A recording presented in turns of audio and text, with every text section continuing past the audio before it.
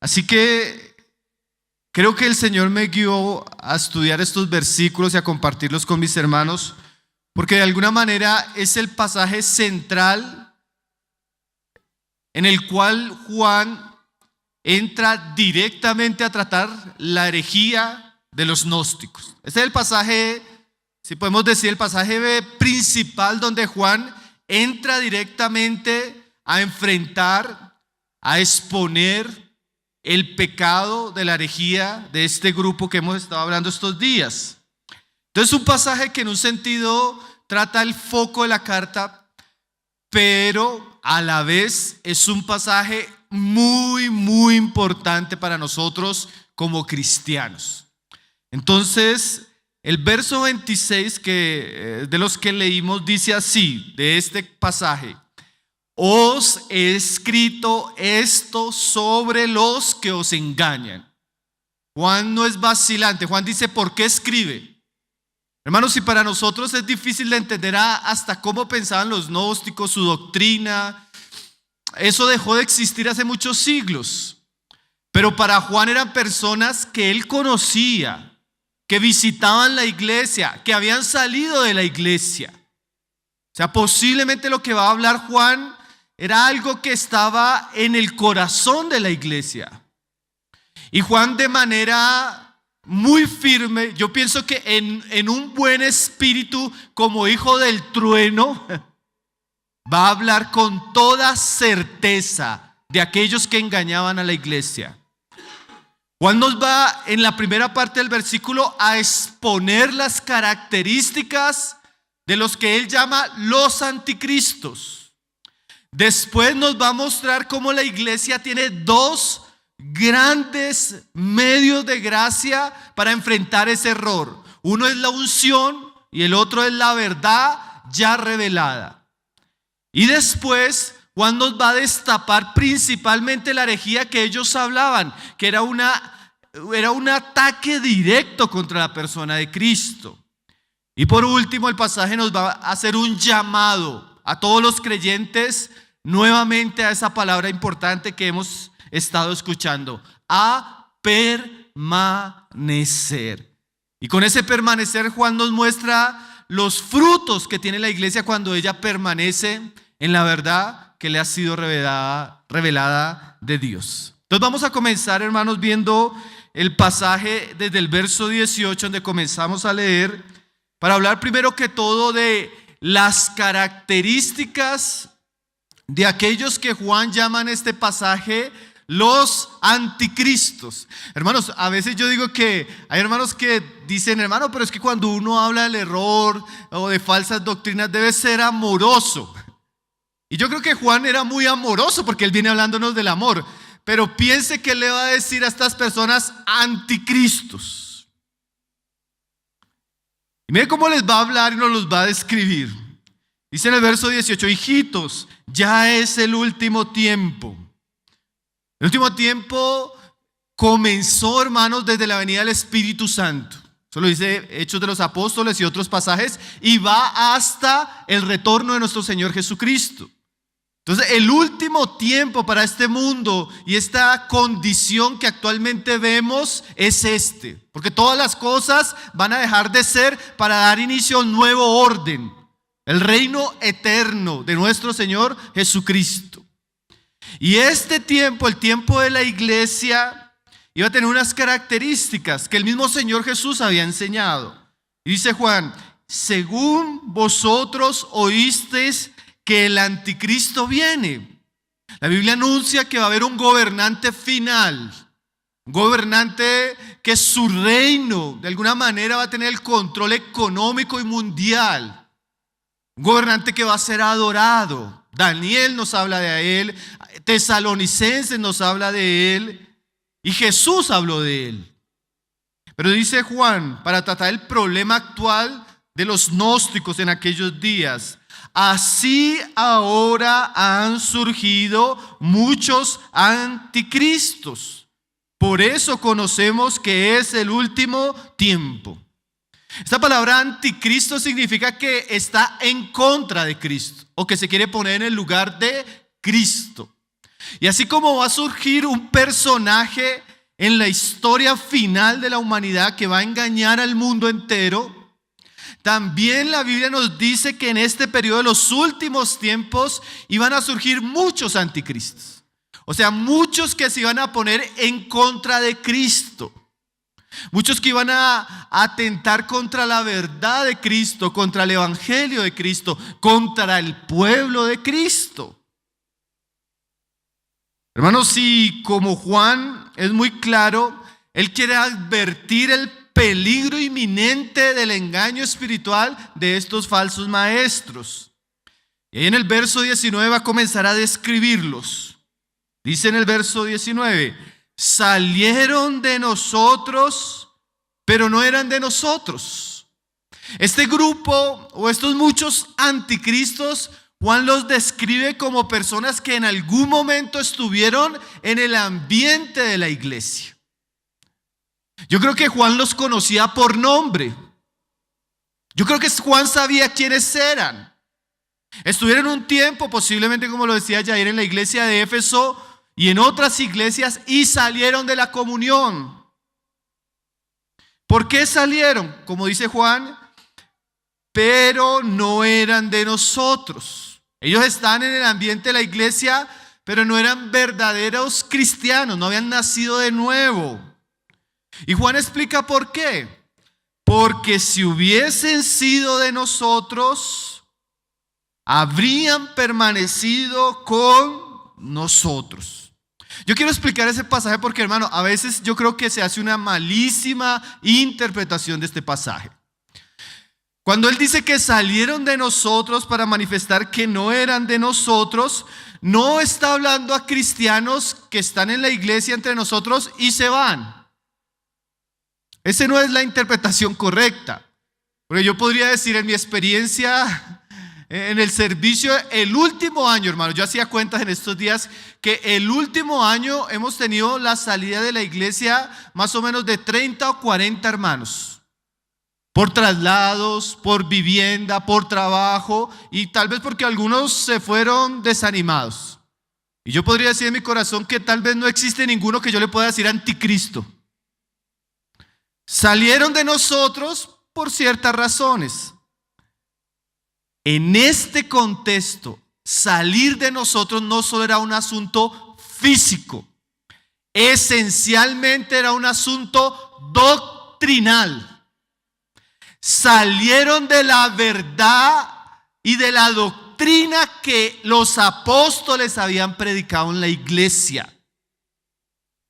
Apostataron de la verdad del evangelio que la iglesia había recibido. Estaban entre nosotros, pero en ellos comenzó a haber una contaminación doctrinal, un engaño espiritual, y ellos terminaron enfilándose en las filas de los herejes. No solo fue que fueron para otra ciudad o para otra iglesia. Cayeron en el error, en el engaño. ¿Sí?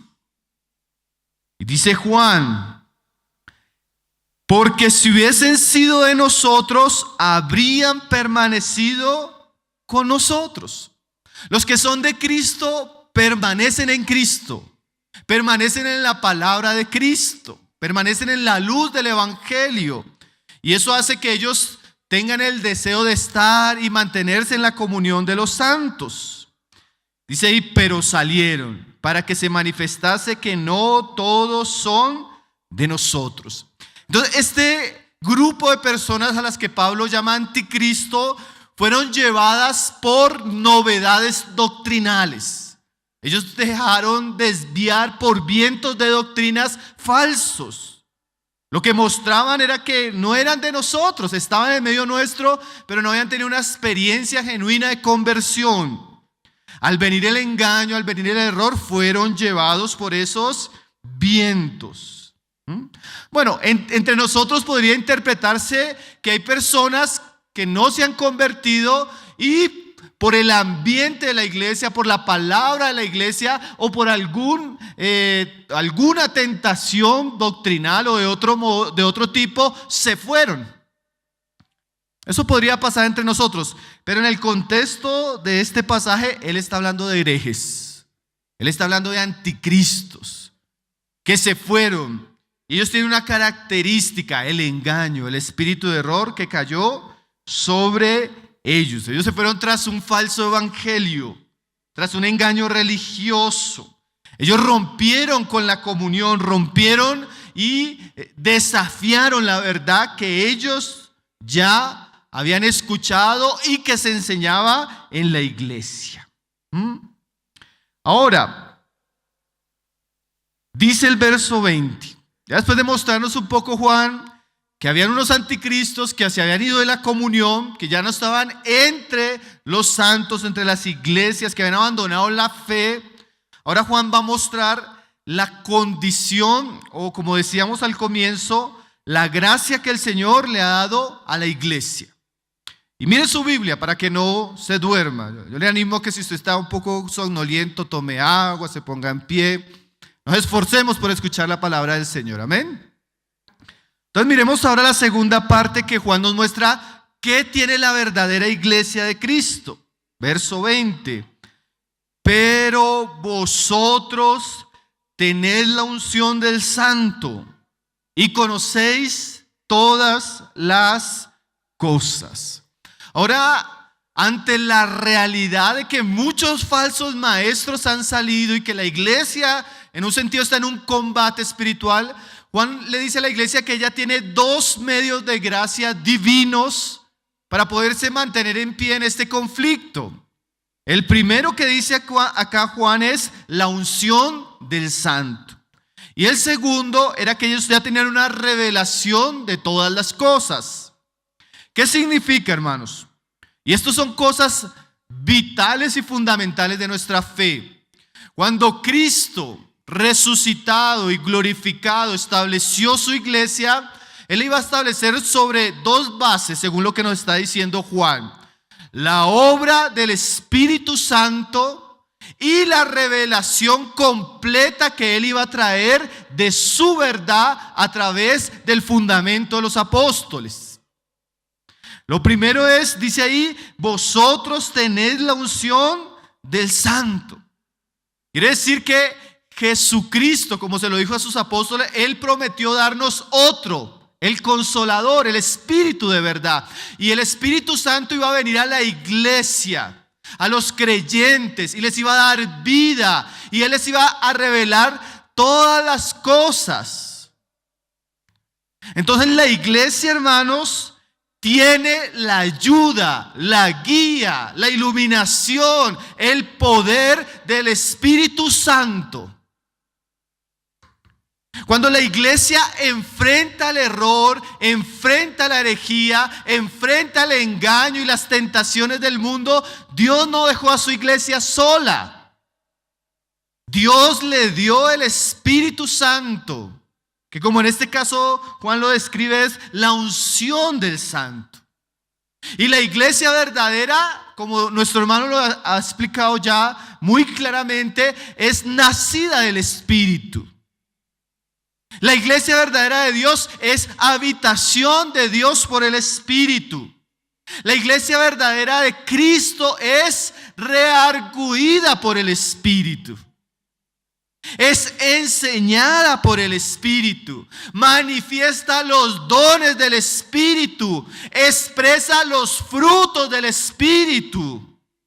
Es ayudada y sostenida en su debilidad por la obra del Espíritu Santo. Hermanos, nosotros debemos, en un sentido como Juan habla estas cosas, nosotros debemos recuperar en un sentido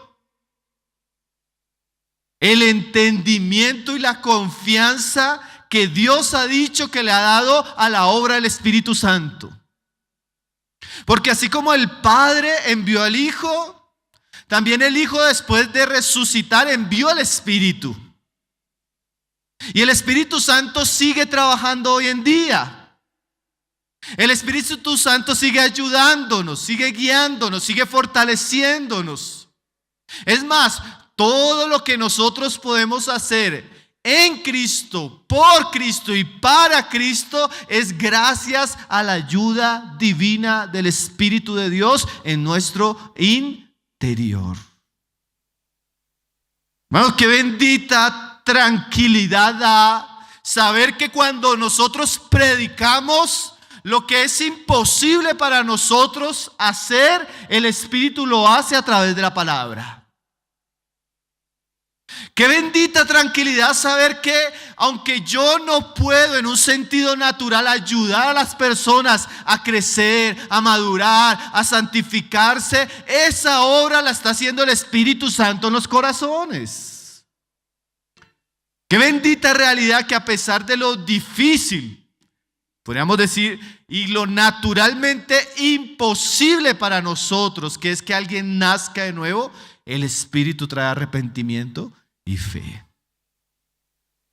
Entonces podemos confiar que la verdadera iglesia de Dios tiene la unción del Santo.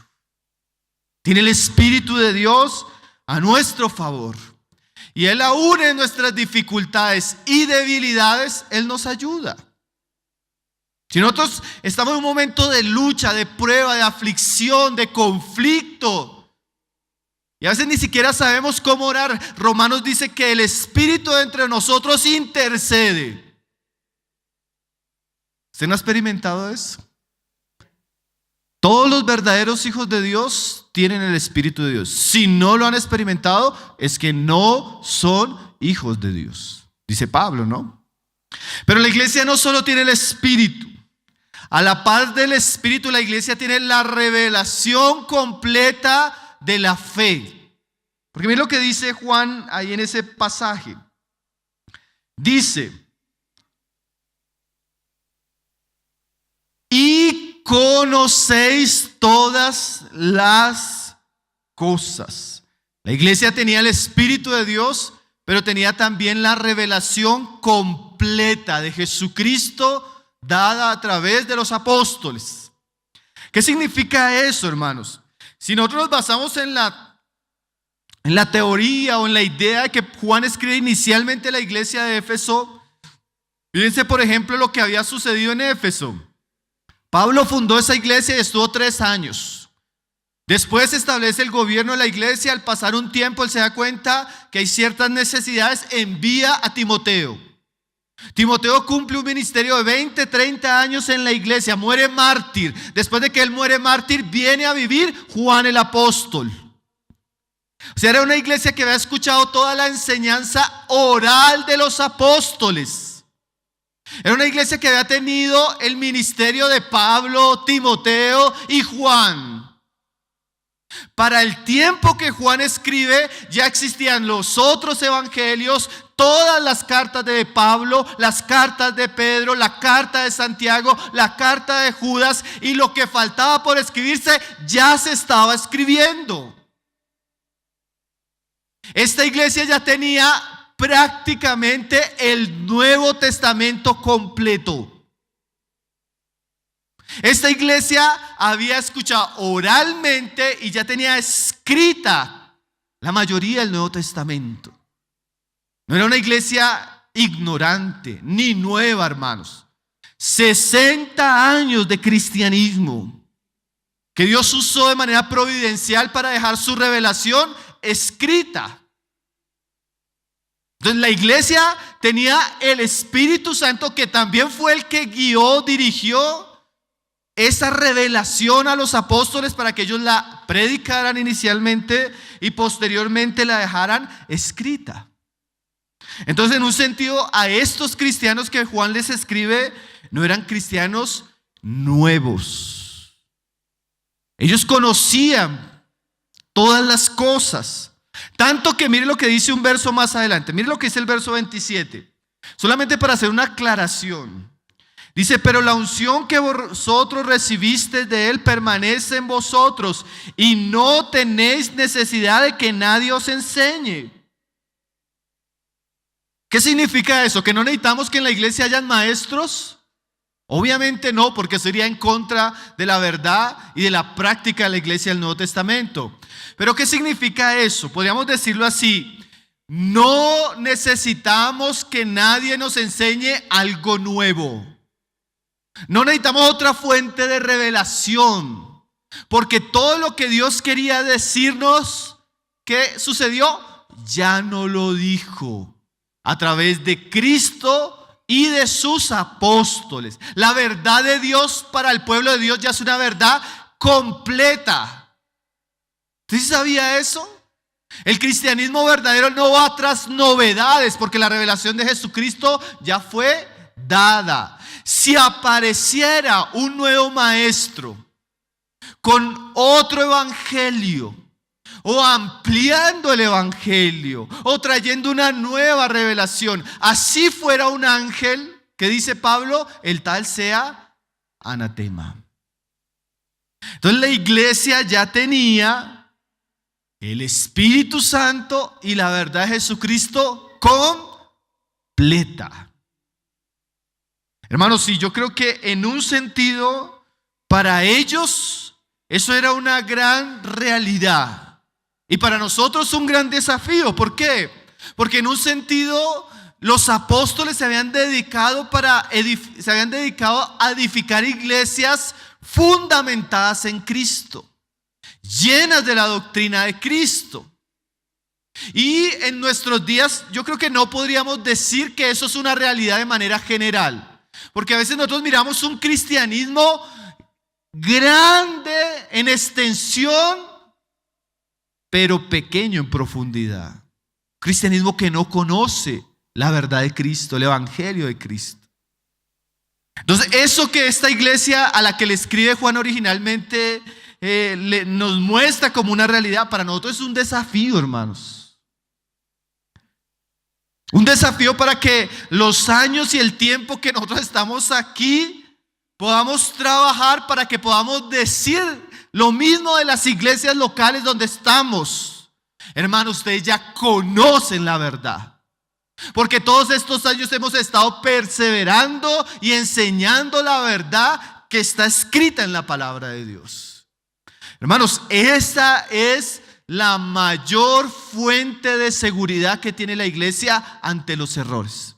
Porque la iglesia de nuestros días cae ante tantos falsos maestros, sean los judaizantes, sean los de la prosperidad, sean los guardadores del sábado, sean los testigos de Jehová, sean los de la confesión positiva y autoayuda, porque la iglesia sucumbe ante tantas herejías y ante tantas filosofías, porque tenemos en nuestros días una iglesia que no conoce la verdad, no anda a la luz de la verdad que Dios ha dado, y por ende se expone al engaño. Pero esta iglesia, estos hermanos a los que Juan escribe, no eran ignorantes, porque mire lo que dice en el verso 21. No os he escrito como si ignoraseis la verdad, sino porque la conocéis. Hermanos, ¿qué? Conocían la palabra. La palabra la tenían clara. Ellos conocían las verdades fundamentales de la fe, el evangelio. Algunos posiblemente, los ancianitos de esta iglesia, posiblemente conocieron a Cristo en carne. Imagínense ese privilegio, hermanos. Y dice ahí, hablando de esa verdad que ellos habían recibido, y porque ninguna mentira procede de la verdad. Ahora Juan aclara que esa verdad, esa doctrina de Cristo era limpia, era pura, era sin engaño. De ella no vienen errores.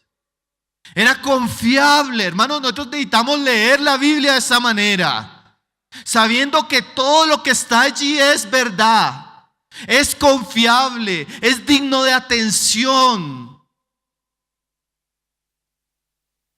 Hermanos, cuando yo a veces he tenido que hablar con cristianos, con pastores, que llegan a insinuar que la Biblia tiene errores, contradicciones, engaños. Y eso va totalmente en contra de lo que dice Jesús y lo que dicen sus apóstoles. Jesús oraba: Padre, tu palabra es verdad. Juan nos dice: en ella no hay engaño ni mentira. Entonces, cuando aparentemente, mira, escúcheme bien esto, hermanos, cuando usted aparentemente encuentra un engaño, un error en cuanto a la doctrina, la Biblia nos menciona de dónde puede ser ese error. Primero, del diablo. Pablo, Pedro, Juan, Judas, dice que hay muchos espíritus de error. El problema no está en la palabra. El problema es que hay una influencia maligna que quiere distorsionar la verdad que Dios nos ha dado. ¿Qué más puede ser una fuente de error? Bueno, como decíamos ahora, la falta de conocimiento, hermanos. Pedro dice que algunos tuercen las escrituras. ¿Y cuáles son los que tuercen las escrituras? Los ignorantes. Hay mucho pastor, mucho cristiano que en su ignorancia, o sea, en su falta de dedicación, de preparación, de constancia en la palabra, de aprender de buenos maestros, él entra a interpretar la escritura equivocadamente. Como le decía yo a una persona, ahí no hay una contradicción, lo que hay es una mala interpretación suya por ignorante. Porque la Biblia no se contradice, hermano, la Biblia no tiene errores. Los problemas los tenemos nosotros. ¿Qué más puede hacer que la Biblia o que la doctrina tenga errores? Como dice Pedro, los ignorantes, ¿y saben quién dice más también Pedro? Los inconstantes tuercen. Hay gente que no se dedica a la palabra, no lee la palabra, no ama la palabra, no estudia la palabra. Entonces llegan a la iglesia y traen cualquier mensaje de su propio corazón. Leen un versículo y se van a sus experiencias, a sus sueños, a historias, a fábulas, pero no explican la palabra. ¿Te ha escuchado alguno así? Por más elocuente, tuercen la palabra, dañan el mensaje. ¿Saben por qué a veces también la palabra, hermanos, o la doctrina puede verse afectada en la iglesia? Además del diablo, el engaño, la inconstancia, nuestro pecado. Pedro dice, hermanos, que a veces yo prefiero, miren este asunto, cuando yo tengo en mi corazón algo de oscuridad, puedo ser tan astuto que tuerzo la palabra para ocultar esa oscuridad. Le voy a dar un ejemplo. La comunidad homosexual de nuestros días lee la Biblia y tuerce la Biblia queriendo justificar sus prácticas homosexuales. Ellos prefieren torcer la Biblia que enderezar sus vidas. Y a veces yo puedo encontrarme con gente, con iglesias que tuercen la verdad, porque la verdad a veces, como decíamos ayer, cuando se habla claramente expone el pecado. Y yo prefiero torcer las escrituras que enderezar mi vida. Uy, qué terrible, ¿no, hermanos? ¿Qué más puede dañar la verdad, hermanos? Y es que estoy dando solo ejemplos, pero por ejemplo Pablo dice así, que va a haber un tiempo, en los últimos tiempos, que la gente va a tener comezón de oír la palabra. Por eso van a escuchar falsos maestros, dice Pablo, porque no están dispuestos a sufrir la sana doctrina. O sea, cuando yo no quiero pagar el precio, yo no voy a enseñar de la cruz, de negarme a mí mismo, de amar, de caminar la segunda, porque no estoy dispuesto, ¿cierto? Entonces, como yo no estoy dispuesto a vivir eso, entonces no lo enseño, porque la gente se va y no vuelve, hermanos. Es que no podemos ser tan pesados con la enseñanza. Porque en un sentido la verdad es pesada, es seria, ¿cierto? Entonces, esos errores se encuentran en los hombres, en el diablo, en los espíritus de error, pero en la Biblia no hay error, hermanos. No hay engaño, ella es pura y ella es santa. Entonces Juan dice, hermanos, hay muchos anticristos, salieron, se manifestaron, pero nosotros tenemos la unción de Dios y tenemos la verdad completa, revelada y escrita, y en ella no hay error. Amén. Ahora Juan va a entrar ya en el tercer punto de este pasaje a mostrarnos la mentira de los que salieron, los que Juan llama aquí anticristos. Verso 22. ¿Quién es el mentiroso? Sino el que niega que Jesús es el Cristo. Este es el anticristo, el que niega al Padre y al Hijo, y todo aquel que niega al Hijo tampoco tiene al Padre. El que confiesa al Hijo tiene también al Padre. Entonces Juan nos dice que eran personas que salieron y que su intención es engañar a los verdaderos cristianos con una mala doctrina, con un error. ¿Cuál es ese error? ¿Cuál es ese engaño? Como dice acá Juan, ¿cuál es la mentira que profesaban los gnósticos? Ellos negaban que Jesús era el Cristo. Y es que, ¿qué pasaba, hermano? En el gnosticismo, como Jair lo explicaba, se creó una visión del Cristo, una visión una visión como mística, como cósmica. Algo así como lo que uno escucha en la nueva era. Que el Cristo es como una entidad cósmica que en algún momento vino sobre Jesús. Pero esa entidad cósmica vino sobre Jesús, pero también vino sobre Buda y también ha venido sobre ciertos iluminados. ¿Sí? ¿Te has escuchado algo así? Era algo así la locura que creían los gnósticos. Pero la visión bíblica era que el Cristo era un hombre, hijo de David, hijo de Abraham, que sobre este vendría el Espíritu de Dios, ¿sí? Y que él sería el rey escogido de Israel, que vendría a salvar el mundo. Y todo el evangelio nos muestra que Jesús es el Cristo, el Hijo de Dios. Eso lo dijo el Padre, eso lo dijo el Espíritu de Dios al corazón de los hombres, los apóstoles. Y ese fue el mensaje que fueron proclamando los apóstoles por todo el mundo. Ahora, hermanos, los herejes, en este caso expuesto por Juan, y su espíritu de error, atentaban directamente contra el corazón de nuestra fe, que es nuestro Señor Jesucristo. No era una negación superficial, era una mentira clara y directa contra el corazón de nuestra fe.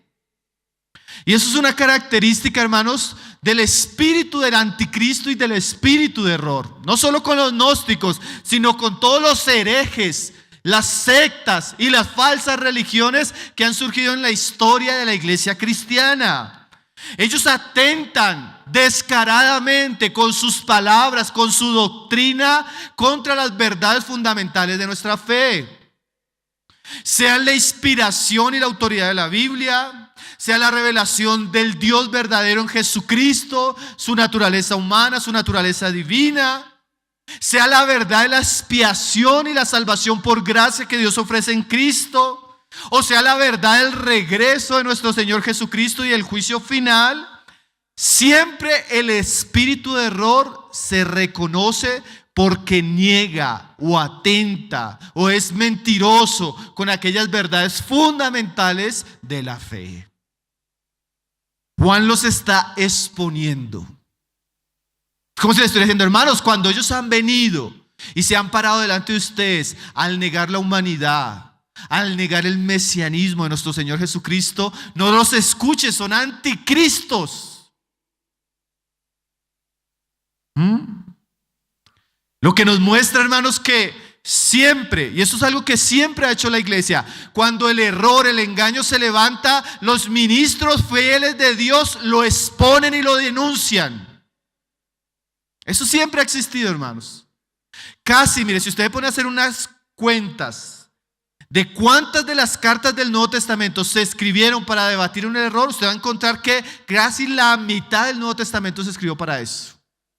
Todas las últimas cartas de Pablo, las de Juan, la de Judas y de Pedro, todas apuntan a errores doctrinales que ya venían invadiendo y amenazando a la iglesia. Hermanos, eso nos muestra que la iglesia siempre ha estado en una guerra.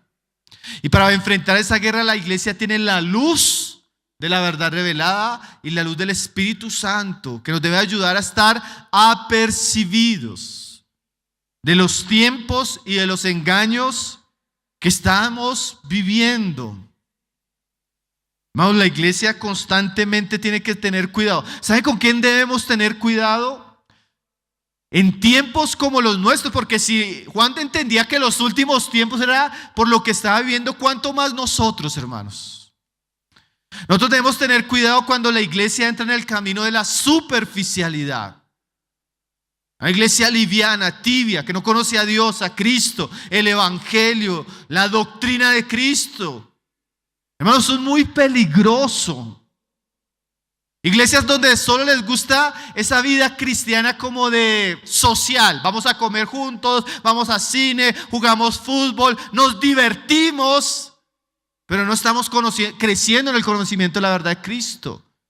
Hermanos, eso es muy peligroso. Cuando a usted le gusta el pastor, el predicador, que le cuenta chistes, historia y lo entretiene, pero no le habla de Cristo, usted está en un cristianismo que, aunque pueda ser verdadero, es peligroso por lo superficial. Que también es muy peligroso, hermanos, para la iglesia en estos días, la supuesta tolerancia religiosa. Todos creemos en Dios, ¿no? Hoy se habla mucho de ecumenismo. El mismo Dios, ¿sí? Entonces podemos orar con los musulmanes, con los católicos, con los mormones. Todos creemos en lo mismo. Hermanos, el evangelio es radicalmente estrecho. Solo tiene un Dios, solo tiene un Salvador, solo tiene un Espíritu Santo, solo tiene una Biblia. Es un camino angosto. No hay lugar para otras ideas, otras verdades, otros dioses, otros profetas. Esa tolerancia, hermanos, le abre la puerta a la mezcla y a la distorsión de la verdad. Que también es peligroso. Bueno, volvemos a lo mismo, hermanos. Cuando nosotros vivimos un cristianismo donde no queremos molestar, sino queremos agradar a los hombres, muchas veces negociamos las convicciones. Es muy peligroso eso, hermanos. También que es peligroso en nuestros días, ese cristianismo que no es bíblico, sino que es más místico. Hermano, eso tiene mucho de gnosticismo. Sueños, visiones, experiencias. Y ahí sí yo señalo las frases de un reformador. Aunque ese tipo de cristianismo haga llover milagros del cielo, si no se conforma a la verdad de las escrituras, es peligroso. Porque hay iglesias con una dieta de el sueño, la visión, y no se conoce la verdad. Por eso el cristianismo a veces abunda en espíritus de error y de engaño. Entonces, hermanos, nosotros debemos saber, como le dice Juan a la iglesia, tienen la unción, tienen la verdad revelada, pero deben discernir toda confesión que atente contra Cristo, contra lo que ha sido ya revelado. Es peligrosa, eso es espíritu de anticristo. Nosotros como cristianos, hermanos, hoy hablamos diferente. Yo leía un tiempo, estuve leyendo bastante autores de la Reforma. Y ellos cuando hablan, hermano, hablaban del Papa, hablaban de esto, hablaban del anticristo. Porque definitivamente la doctrina católica es un atentado grave contra la verdad del evangelio. Hoy los pastores salen tomándose fotos con el Papa. Los cantantes cristianos van a cantar allá. ¿Se ve la diferencia, hermanos? Cómo nos volvimos demasiado tolerantes. Y eso ha hecho que la verdad del evangelio se diluya. Ahora, el llamado final de Juan, hermanos, a estos cristianos se encuentra desde el versículo 24 en adelante. Eso sería ya, los aspectos de los cuales vamos a ir cerrando. Juan ya les dijo, son anticristos y se conocen porque cuando hablan, niegan la doctrina de Cristo y por ende no tienen ni al Hijo ni al Padre. Ahora mire cuál es el llamado, hermanos, de la luz en este contexto, no solo a aquellos que él escribe, sino también a nosotros. Lo que habéis oído desde el principio, o sea, no es algo nuevo, es lo que escucharon de Cristo. Que aún no solo en Cristo, ya lo venían escuchando desde los profetas del Antiguo Testamento, desde Moisés. Lo que habéis oído desde el principio, ¿qué debe hacer? Permanezca en vosotros. Otra vez la palabra ¿qué? Permanecer. Porque hermanos, de alguna manera para la iglesia en aquellos días, permanecer en la luz era permanecer en lo que ya habían aprendido, lo que ya habían oído, lo que ya habían recibido. Y como decíamos cuando explicábamos la palabra permanecer, es alguien que continúa en un estado fijo, que perdura. Pero de alguna manera dan la idea, hermanos, y esa idea es bien interesante. Es como cuando un ejército ya conquistó un terreno y él tiene que defender en ese terreno, tiene que permanecer ahí, no puede ceder, no puede bajar la guardia. Así tenían que ser los cristianos en aquellos días. Ellos ya tenían la verdad, ellos ya tenían la revelación, ellos ya tenían el Espíritu Santo. Ahora su responsabilidad, y en un sentido como nueva generación, era permanecer, mantenerse sosteniendo firme y fuerte el testimonio de Jesucristo. Hermanos, si yo pensaba que, por ejemplo, algunos de nosotros tuvimos el privilegio, hermanos, así como estos cristianos, de recibir un evangelio claro, puro, dado por maestros que realmente fueron enviados por Dios, hombres fieles, íntegros. Y ahora, ¿cuál es nuestra responsabilidad como nueva generación en este tiempo? Buscar novedades, buscar nuevas visiones, traer estrategias para ver cómo la iglesia crece, traer entretenimiento. ¿Cuál es nuestra responsabilidad? Permanecer. Hermano, yo pensaba, porque en estos días que he vuelto a mirar mis notas de Primera de Juan y a estudiar estos asuntos y esto que estoy hablando, pensaba que estos fueron de los primeros mensajes que yo di para la iglesia donde yo vivo, hace 10, 12, 13 años.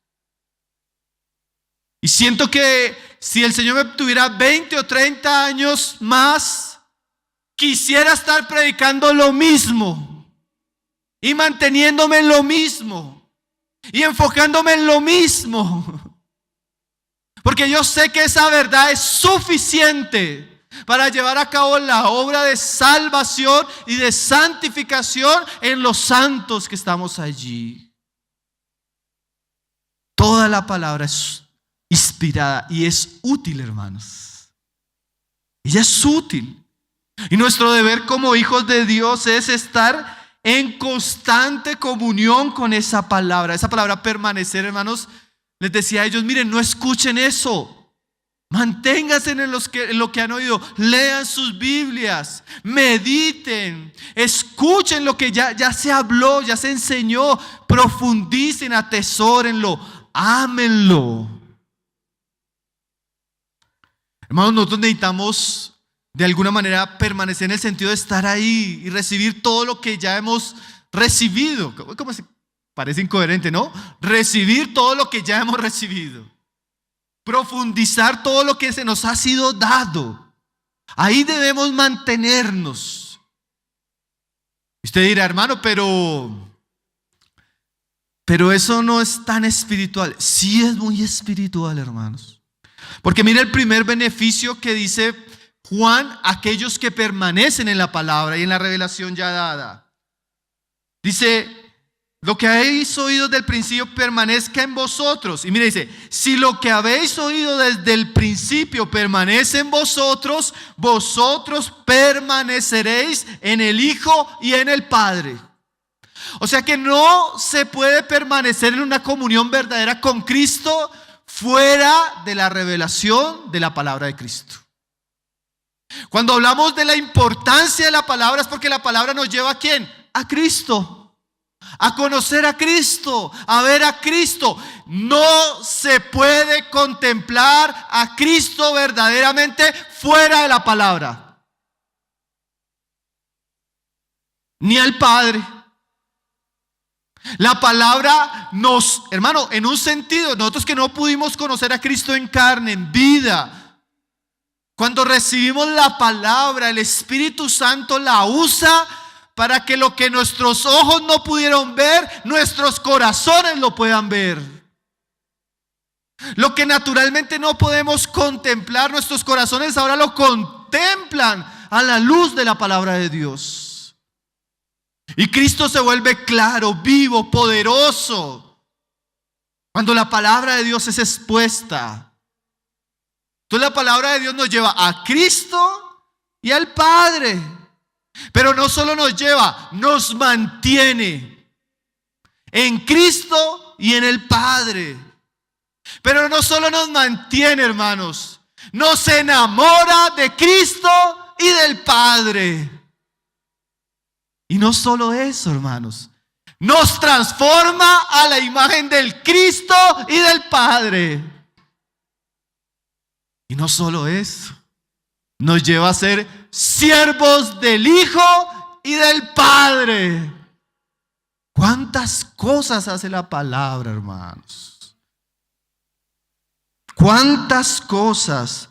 La palabra nos hace discípulos de Cristo, sus ovejas, sus hijos, su esposa. Hermanos, cuando nosotros somos fieles como creyentes y como iglesia en perseverar en la palabra, Dios está en medio nuestro. Cristo está en medio nuestro. ¿Se ha percibido eso? Cuando usted llega a una iglesia donde la palabra de Cristo abunda, usted percibe el olor a Cristo, ¿cierto, hermanos? Percibe el amor de Cristo, la santidad de Cristo, la vida de Cristo. Hay un olor, ¿cierto? Hay un perfume. Cuando usted va a hablar con un cristiano, con una cristiana, con un joven que se mantiene en una constante y continua comunión con Jesucristo por su palabra, usted ve algo precioso en él. Y es que Cristo está ahí abundando, la gracia de Dios. Entonces, hermanos, la iglesia, para no dejar que el engaño abundara entre ellos, la iglesia debía ser fiel a la verdad, porque esa verdad primeramente los llevaba a Dios y al Hijo. ¿Qué más? Mira lo que dice el verso 25. Y esta es la promesa. Mire, la palabra nos lleva a Dios y al Hijo, pero además hay promesas cuando estamos en la palabra. ¿Cuáles son las promesas ahí? Que Él nos hizo la vida eterna. Hermanos, cuando un cristiano y una iglesia se mantienen en la perseverancia de la palabra, que lo lleva a Dios, que lo lleva a Cristo, también hace que ese pueblo pueda recibir las muchas promesas de Cristo para ellos. Y tal vez la más grande de las promesas, la vida eterna. ¿Qué significa esto? Escúcheme esto, hermano, porque esto es importante, sobre todo en nuestros días. Una iglesia que permanece en la palabra de Cristo es una iglesia que va a ver recurrentemente y de manera común cómo la salvación llega a los que están llegando a ella. Cuando la palabra de Cristo abunda, ¿sabe qué sucede, hermanos? Hay conversiones.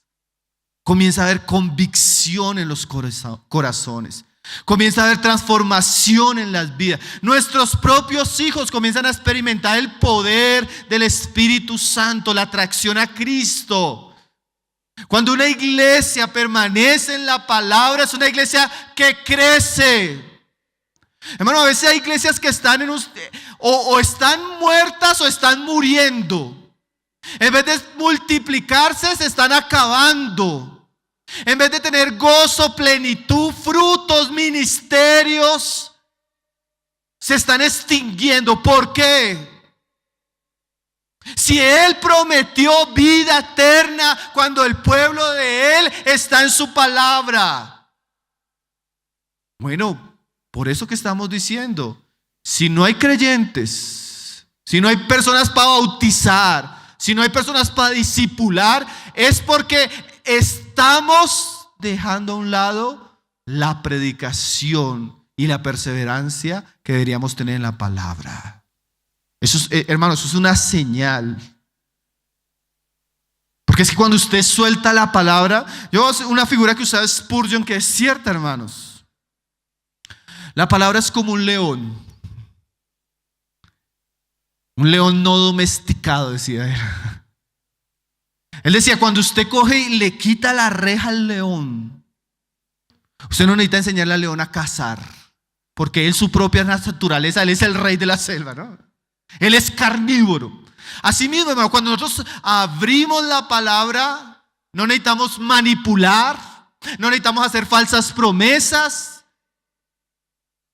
Esa misma palabra trae fe, trae convicción, mata el viejo hombre, expone al mundo y sus engaños y magnifica a Cristo en los corazones. Solo es que usted deje salir la palabra.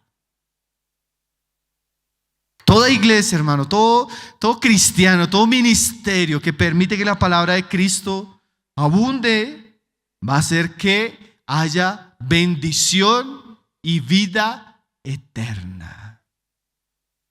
Yo no sé si nosotros no deseamos eso para nuestras vidas cristianas, hermanos, para nuestras iglesias. Hay iglesias que desean tener un mejor salón. Hay iglesias que desean tener mejor música. Hay iglesias que desean tener mejores plataformas. Y en sí eso no está mal. Pero lo que más nos debería preocupar es que la palabra de Cristo abunde entre nosotros. En eso debemos ¿qué?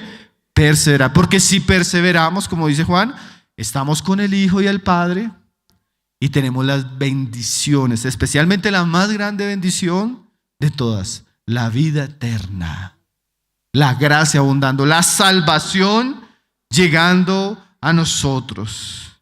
Y el último asunto, hermanos, que el pasaje que era donde comenzaba Yair, yo quiero terminar ahí, el verso 28.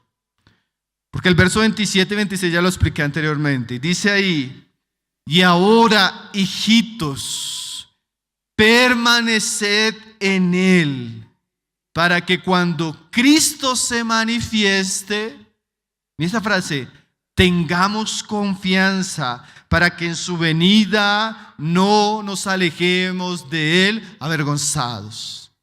La última promesa que, como nuestro hermano lo mencionaba, no solo tiene con el hecho de estar ahora, si permanecemos en la palabra, ahora podemos tener comunión con el Padre y con el Hijo. Ahora podemos experimentar su poder y la vida eterna. Pero eso tiene que ver con lo que estamos viviendo ahora. Pero ahora Juan pone una promesa futura. ¿Y cuál es esa promesa futura, hermanos? Que si nosotros nos mantenemos en el testimonio de Jesús y somos fieles a Él, andando en la luz de Él, el día que Él regrese, porque Él va a regresar, hermanos, el día que Él regrese, no vamos a tener vergüenza. Porque, hermanos, el día del Señor Jesucristo va a ser un día glorioso. Pero la palabra dice que también va a ser un día de retribución, para dar a cada uno según lo que haya hecho. Y Juan da la idea, hermanos, si ustedes permanecen en Él, en lo que han oído, tienen comunión con Dios, van a experimentar las promesas de la vida eterna, y el día que lo vean regresar, van a poder venir tranquilamente a Él. No van a tener miedo, no van a tener, como dice ahí, no van a ser confundidos ni avergonzados, sino lo van a recibir con la expectativa de un pueblo que le esperó fielmente. Hermanos, qué lindo que cuando el Señor Jesús, Él está terminando su ministerio, Él hace una oración. Y Él dice una cosa que en este contexto, hermano, es bien importante. Él dice, Padre, mire cómo Él termina su ministerio. Él dice, Padre, la obra que me has encomendado que hiciera, la he acabado. ¿Y saben cuál era esa obra? La palabra que me diste, les he dado. Tremendo, ¿no, hermanos? Y cuando Pablo el apóstol también ya está al borde de partir, él dice las siguientes palabras: el tiempo de mi partida está cerca. He peleado la buena batalla. He guardado la fe y he acabado la carrera. Solo me espera la corona de gloria que Dios ha preparado para mí y para los que me aman. Hermanos, si Cristo no viene antes, si vamos a estar 10, 20, 30 o 50 años más acá, que terminemos nuestra carrera de esa misma manera, diciendo: Señor, he guardado tu palabra. He peleado la batalla, he guardado la fe. Hermanos, no se trata de ser conocidos ni de ser exitosos. Se trata de ser fieles. No se trata de conquistar en un sentido el mundo, se trata de guardar esa fe y predicar esa fe que hemos recibido. Eso, en un sentido práctico, es el eslogan de lo que hemos estado escuchando estos días: andar en luz. La luz de Cristo para su iglesia es su palabra. Una palabra que el Espíritu de Dios vivifica, usa para llevar a cabo la obra de Dios en este mundo. Yo diría, hermanos, dichosos los cristianos, las familias, los ministerios, las iglesias que se ocupan diligentemente y fielmente en la palabra de Cristo. Iglesias benditas, santas, útiles en el reino de Dios para el avance de la obra de nuestro Señor Jesucristo. Entonces, hermanos, en tiempos de tanta oscuridad, andemos en la luz de Cristo, la luz de su palabra, y seamos fieles, cosa que el día que el Señor venga no nos avergoncemos. Gracias, Señor, por tu palabra. Gracias, Señor, porque tú nos permites estar escuchando estas grandes verdades, Señor, que no solo fueron verdades históricas, Señor, como si tratara del pasado que no tiene que ver con nosotros, Señor, sino que son verdades que permanecen, Señor. Son verdades que alumbran, que transforman, que limpian, Señor, a tu pueblo, Señor. Gracias, Señor, porque tú nos permites hoy volver a recordar, Señor, todo lo que hemos oído y recibido de ti, Señor. Todo lo que tú nos has dado en tu santa palabra, Señor.